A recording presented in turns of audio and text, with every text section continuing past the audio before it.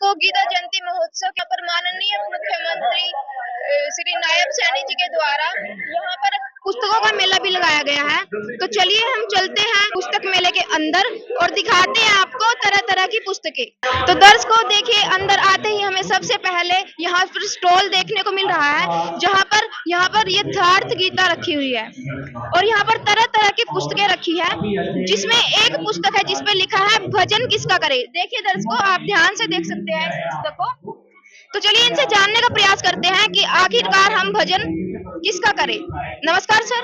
भजन एक परमात्मा का करना चाहिए और वो आपके हृदय में है, न कि बाहर है। गीता एक ईश्वरवादी है, एक भगवान का ही भजन के बारे में बताया गया है और वो आपके हृदय में है। एक सर्व भाव यानी संपूर्ण भाव से उसकी शरण जाओ, सब कुछ मिलेगा। जी, जैसा कि सर आपने बताया कि एक भगवान की शरण में जाओ, तो उस गीता जी में ये भी बताया गया होगा कि वो एक भगवान है कौन। तो आपके अनुसार और गीता जी के अनुसार वो एक भगवान है कौन? हृदय स्थित ईश्वर, वही एक आत्मा। आत्मा ही सनातन है, अनादिकाल से चलता आया हुआ है। इस शरीर को छोड़ के दूसरे शरीर में प्रवेश करता है और आत्मा ही न मरता है और न ही उसको जलाया जा सकता, न पानी से भिगोया जा सकता, अक्लेद है, न उसे काटा जा सकता है। जी सर, जैसा कि हमने गीता थोड़ा बहुत पढ़ा तो उसमें हमने देखा कि गीता जी में बताया जाता है कि श्री कृष्ण जी अर्जुन को बोलते हैं कि तू भी उसकी शरण में जा, मैं भी उसी परमात्मा की शरण में हूँ। तो वो किस परमात्मा की शरण में जाने को बोलते हैं? ऐसा है, ठीक है। कृष्ण भगवान और अर्जुन पहले थे हुए। कृष्ण भगवान अर्जुन को उपदेश दिया था, लेकिन आज के युग में किसको अर्जुन मानोगे आप? अनुराग ही अर्जुन है, भगवान के प्रति श्रद्धा। जी, हमारी पवित्र गीता जी में बताया गया है कि तत्वदर्शी संत की कुछ पहचान है। तो क्या आपने वो पहचान तत्वदर्शी संत की पढ़ी? हाँ, पढ़िए। तो क्या पहचान है तत्वदर्शी संत?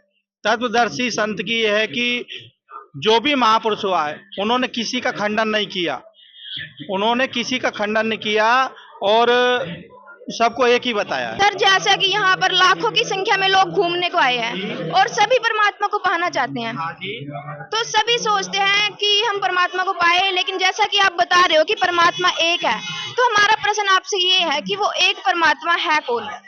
एक परमात्मा है ओम, निराकार। गीता में लिखा है ना कि जिसका कोई आकार नहीं है। जैसा कि सर गीता जी में बताया गया है, एक श्लोक है उसमें ओम तत् सत, उसमें ओम तत् सत 3 मंत्रों के बारे में बताया गया है। तो उसके बारे में आप क्या कहना चाहोगे? जैसे आप बोल रहे हो कि ओम मंत्र सबसे बड़ा है, तो ओम के बाद तत् और सत भी बताया गया है। तो वही तत्व है और वही सत्य है। तत्व सत्य का मतलब वही तत्व है और वही सत्य है। ओम ही वही। सर, जैसा कि अभी हमने पीछे कुछ बुक स्टॉल देखे, वहां पर हमने देखा और उनसे जानने का प्रयत्न भी किया और आम जनता का भी यही सवाल रहता है कि वो एक भगवान कौन है, और वो भी ये पुस्तकें रख के बैठे थे कि एक भगवान है। वो बता रहे थे कि भगवान एक है, लेकिन ये नहीं बता रहे थे कि वो भगवान है कौन। तो आपके अनुसार और आपकी गीता जी के अनुसार वो एक भगवान है कौन? जैसे आपने बोला ना, गीता भी एक है, वो भगवान भी एक है। अब आप हम जैसे हमारे गुरुजी प्रमाण के साथ बात करते हैं, वही चीज कहेंगे आपको। पहले इस गीता जी के 15वें अध्याय के 16 और 17 में 3 पुरुष हैं। 15 का 16 और 17 3 निकालना। फिर 18वें के जो 62 में है, अभी आपको ये प्रमाण करके सारा दिखाएंगे कि 15वें अध्याय के 16वें श्लोक में हमारे गुरुदेव बताते हैं कि 2 पुरुष हैं, क्षर पुरुष, अक्षर पुरुष। फिर 17वें में बोला है उत्तम पुरुष। उत्तम पुरुष है तो अन्य परमात्मा ही उदाहरत है। इसका जो रेफरेंस है, ये कोड वर्ड है। इस कोड वर्ड को तत्वदर्शी संत जानते हैं। कौन जानते हैं? तत्वदर्शी संत। उसका प्रमाण गीता जी के 4थे अध्याय के 34 में बोला है, तद विधि प्रणिपातेन परिप्रश्नेन सेवैया उपदेशन्ति ते ज्ञानम ज्ञानिना तत्वदर्शिना।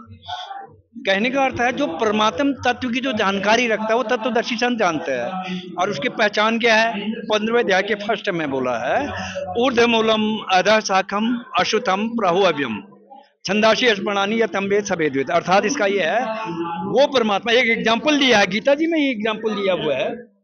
गीता जी में एक ऐसा एग्जाम्पल दिया है कि एक उल्टा लटका हुआ पेड़ एक एग्जाम्पल समझो, जो मूल है, जो जड़ है, जिससे सारी दुनिया ये चल रही है, वो परम शक्ति जो है, फिर उसके अंदर जो तना है वो अक्षर पुरुष है, फिर एक और है, जैसे ये आप ये देख सकते हैं, यहाँ पर हम थोड़ा आपको बताना चाहेंगे, ये 15वें अध्याय का फर्स्ट ही है, ये ऊर्ध्वमूलम अधः शाखम, वो वाला श्लोक भी निकालो जिसमें ये लिखा हुआ है कि जो ये भाग को तीनों को बता देगा, यानी जड़ कौन है, वो तना कौन है, तीन शाखा कौन है और पात्र कौन है। जैसा कि आम समाज भी जानता है, और अभी हमने पीछे जानने की भी कोशिश की, उनका कहना था कि ओम ही सबसे बड़ा है, और आम समाज में भी हमें यही देखने को मिलता है कि ओम ही सबसे बड़ा है। उनका कहना था कि ओम सबसे बड़ा है, और सत भी ओम ही है और तत् भी ओम ही है। तो आप क्या कहना चाहोगे? ये वही तो आपको बता रहे हैं, जो 15वें अध्याय का 16 और 17 निकालना भाई। पहले हम तीन पुरुष बताना चाहेंगे आपको, तब आपको समझ में आएगा कि ओम क्या है, तत् क्या है, सत क्या है। जो आपने ओम के बारे में बोला कि ओम मतलब ये जो आपने अन्यों को पूछा, वो कह रहे ओम ही सबसे बड़ा है, ठीक है, वो सही बोला आपने। इसमें लिखा है, जैसे आप कैमरा इधर करिए, जो गीता ज्ञान आता है वो क्लियर बोला, ओम इति एकाक्षरम ब्रह्म व्यारण माम अनुस्मरणम य प्रियाति तजंदेहम शयाति परमाम कत्यम। क्लियर हो गया। इसकी हिंदी यह है कि जो मेरा एक ओम अक्षर है, इसको उच्चारण करते हुए अंत समय जहां होगा तो ओम वाली उसको प्राप्त होगी भक्ति। अब उसके बाद सवाल ये है, जो ओम तो क्लियर हो गया, अब तत् और सत कौन सा है, क्लियर। अब इसका जी सर, जो आम समाज है उनका कहना है कि ओम ही तत् है और ओम ही सत्य है। ओम सही है, ओम अपने लेवल में उन्होंने सही बोला, वो तो हम भी मान रहे, देख रहे हैं ना। पर इसी गीता जी के 15वें अध्याय के 16 और 17 में क्या बोला है वो आपको दिखाना चाह रहे हैं, तभी तो क्लियर होगा वो। ये 15वां अध्याय है, पंचदशों अध्याय, इसमें आपको दिखाना चाह रहे हैं जो ये है ना, लोके इस संसार में शर पुरुष शर अक्षर, ये दो अविनाशी बताया है, शर पुरुष अक्षर पुरुष। फिर सत्र में बोल रखा है उत्तम पुरुष है तो अन्य है, परमात्मा इति अर्थ है, लोक त्रयम् में अवश्य अव्ययश्वर है। इसका अर्थ ये है भाई, जो ओम है उसका शर पुरुष का मंत्र है, तत् जो है वो अक्षर पुरुष का है, और जो परम अक्षर का है वो सत मंत्र है। इसको कौन बता रहे हैं, इसको तत्वदर्शी संत जो होगा वो कंप्लीट जानकारी रखता है। उसका चौथे अध्याय के 34 में बोला है, तद विधि प्रणिपातेन परिप्रेषणेन सेवैया उपदेशन्ति ते ज्ञानम ज्ञानेन तत्वदर्शिना। वो तत्वदर्शी संत पूर्ण कंप्लीट नॉलेज बताता है, और उस तत्वदर्शी संत जी की जो पहचान है वो 15वें अध्याय के फर्स्ट में बोला है, ऊर्ध्वमूलम अधः शाखम अश्रुतम प्राहु अभ्यम छंद्यासी प्रणानी यतम वेद सर्ववेद। अब इससे ये क्लियर हो गया कि ओम तो शर पुरुष का मंत्र है, तत् अक्षर पुरुष का है, सत परम अक्षर पुरुष का है। अब जी गीता जी के 17वें अध्याय में लाते हैं आपको, जो ये दुनिया को मतलब ये फिर आपको ये बताएंगे, ये 17वां अध्याय आ गया ना, ये देख लीजिए, आप ही देख लो, ओम तत् सत इतनी निर्देश से त्रिविधि समर्थ है। वो मंत्र जो है 3 प्रकार का है, 3 ही प्रकार से उसका समरण भी है। तो ओम तो क्लियर हो गया, 8वें अध्याय के 13 में आपने देख लिया था, ओम इति एकाक्षरम। जो ये तत् है ये अक्षर पुरुष है, सत परम अक्षर पुरुष है। इसकी पूर्ण जानकारी तत्वदर्शी संत को होती है। वर्तमान में संत रामपाल जी महाराज ही तत्वदर्शी संत हैं, वो कंप्लीट नॉलेज जानते हैं कि तत् कौन है, अक्षर पुरुष है, सत परम अक्षर पुरुष है, ओम जो है वो शर पुरुष है। यानी वो ये आप ये समझ लीजिए, जो जनता कह रही है उनको पूर्ण ज्ञान न होने की वजह से। सर ये आप कैसा कह सकते हो कि जनता को पूर्ण ज्ञान नहीं है, क्योंकि भारतवर्ष जो है वो संतों की भूमि है और यहाँ पर लाखों की संख्या में संत है, तो आप ये कैसे कह सकते हो कि संत रामपाल जी ही तत्वदर्शी संत है? बिल्कुल सही कहा आपने।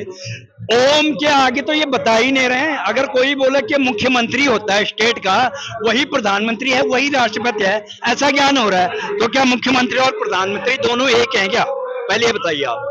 मुख्यमंत्री स्टेट के हैं, प्रधानमंत्री पूरे देश के हैं। अगर इसके बाहर जाते हैं, जैसे यूएनओ है, उनकी पावर बढ़ती जाती है, मंत्री वो भी है, मुख्यमंत्री और प्रधानमंत्री में कोई अंतर नहीं है। ये तो आप भी जानते हैं, जनता भी जानती है। अगर मैं पूरा ज्ञान ना हो और मैं ये कहूं कि मुख्यमंत्री ही प्रधानमंत्री है, तो क्या सही है? आप ही बताइए, ये तो नहीं है ना सही। और अंतर है पूरा, हम मंत्री हैं। उसी प्रकार से ओम है, वो इस 21 ब्रह्मांड के स्वामी है, उनका नाम शर पुरुष है, ब्रह्म भी है। लेकिन उसके बाद तत् और सत बताने वाला वो संत वर्तमान में संत रामपाल जी महाराज हैं, उनकी पहचान बता दी है। 15वें अध्याय के फर्स्ट में बोला है ना, मूल कौन है, फिर तना कौन है, वह परमात्मा की वाणी है। अक्षर पुरुष एक पेड़ है, निरंजन बाकी डार, तीनों देवा शाखा है, पात रूप संसार। अब ये हाँ जी तो सर आप जो आम समाज है उनको क्या संदेश देना चाहोगे? जी, आम समाज को ये जो आपको प्रमाण दिखाए ना, यही बताना चाह रहे हैं कि ओम है, लेकिन उसके पर भी दो और हैं, तत् अक्षर पुरुष। अक्षर पुरुष की जानकारी किसी को भी नहीं है, तत्वदर्शी संत बताते हैं। अब परम अक्षर पुरुष जो आपने देखा कि 15वें अध्याय के 7 में लिखा हुआ है, हाँ, फिर 18वें के 62 में आपको दिखाते हैं। वो क्यों बोल रहे हैं कि तमेव शरणम गच्छ सर्व भावेन भारत तत्प्रसादात् परमं स्थानम प्राप्यसि शाश्वतम। आपको 18वें अध्याय का 62वां श्लोक दिखाते हैं, जिसमें ये बोला है कि तू सर्व भाव से उस परमात्मा की शरण में चली जा।